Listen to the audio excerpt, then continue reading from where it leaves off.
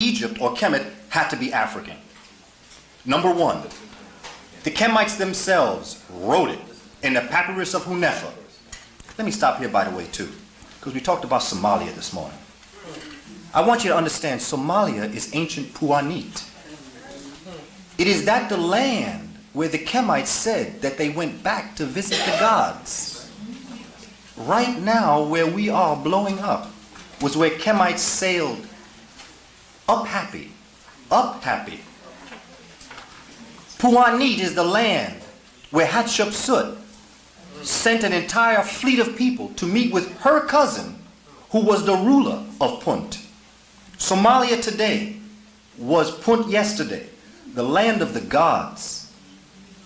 So when we're talking about what Somalia is, if I could have caught them brothers before they got on that ship and told them, instead of shooting their brothers, they would have kissed the ground.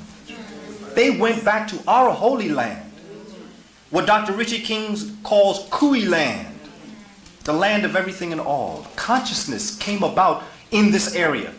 Because please, we have to know that Africa as we know it today exists today only through 1885 and what was known as the Berlin Conference. Prior to that, Africa wasn't the nations that we see today.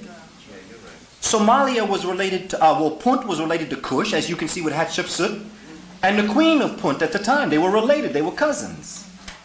That whole area was related. And we have to see this. There was a relationship between the Monomotapa Empire of South Africa and other parts of Africa.